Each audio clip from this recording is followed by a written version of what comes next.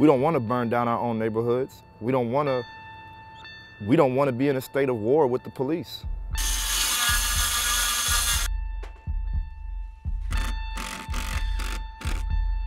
All of these preparations are being made with the expectation that a system that is supposed to work for everyone is going to fail once again for Black people of America.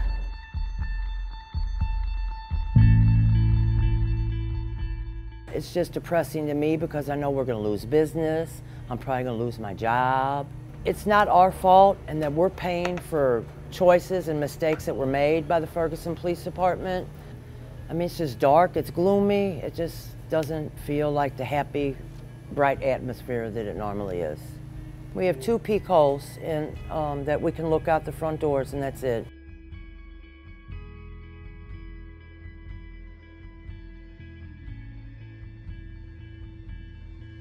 A human being killed another young human being, shot him multiple times with a high-powered pistol, and left him in the street.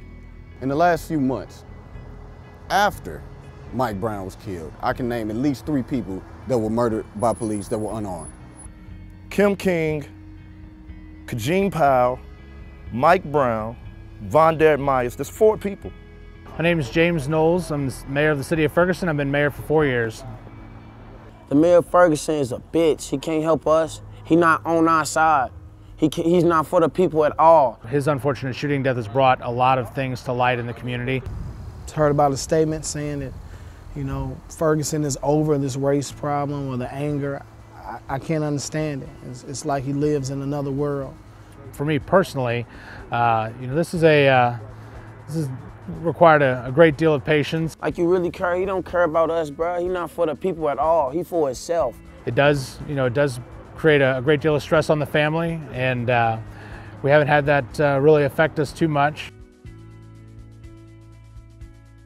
I feel like there's nothing that can atone for the systemic oppression and the loss of life that we suffer every 28 hours where a Black person is gunned down by vigilante or police violence.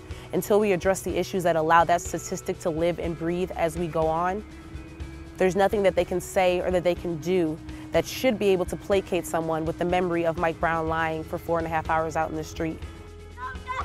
No peace! No racist! Police! No racist! Police! Get back! Get back! We want freedom! Freedom! Only racist! Freedom! Every 2 weeks for the last 6 years, a Black person has been killed by a police officer. Police officers killed 400 people, local police officers killed 400 people last year. That is a problem. Yep. We love you, Droop Dog. You my son, but you was still like a brother to me still. More than the son. But it's gonna be all right, little bro. I love you to death. And I can't wait to meet you in the afterlife, baby. If there's such thing as afterlife, I can't wait to meet you there. Oh yeah, you know what I'm saying? Hey, but we love you, Drew. We'll always love you, homeboy.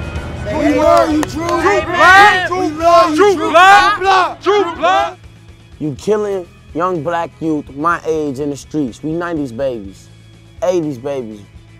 I don't give a fuck how many guns you got, none of that. We react off our feelings. I wish that they would have did the right thing. I wish that, you know, this was a golden opportunity for our politicians to be on the right side of history. But they chose not to. So for me, man, it's like, I've always felt, you know, if it's fuck us, then it's fuck you towards the system.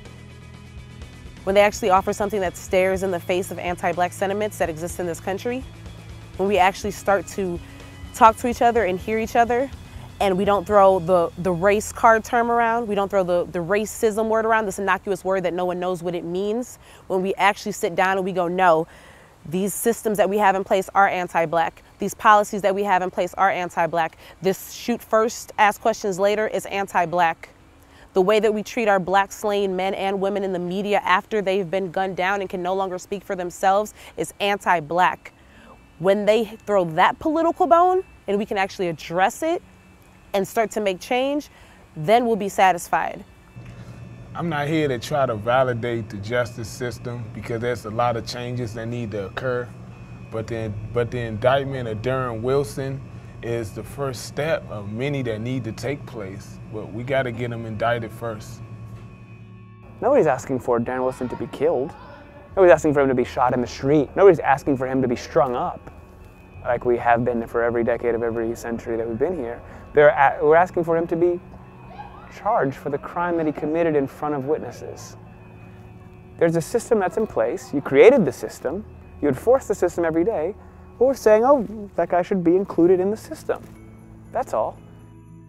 If there's no indictment, people, quite frankly, I think would just lose hope in America. No indictment is a declaration of war from the state, from the police, from the system itself, issued to black and brown, oppressed people, poor people of all creeds. That's what I believe. This is a nationwide problem. This is an American problem. This is a systemic oppression problem. We're gonna keep making noise until we talk about some real systemic change for people. It is our duty to fight for our freedom. It is our duty to fight for our freedom. It is our duty to win. It is our duty to win. We must love and support each other. We must love and support each other. We have nothing to lose but our change. We have nothing to lose but our change. It is our duty to fight for our freedom. It is our duty to fight for our freedom. It is our duty to win. The interesting thing about Ferguson, right, is that there's actually nothing unique about the situation, right? Like, cop kills black person every 28 days all year. So, you know, why Ferguson? Why not Beaver Creek? Why not Oakland? Why not somewhere else? Why not New York? Why not Staten Island? Ferguson decided they had enough. It's also not just Ferguson. Ferguson is just the epicenter.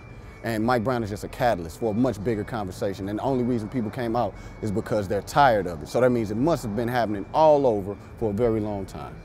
Ferguson sent a message to oppressed people around the world to remind them that black people in America have not forgot the root of our struggle.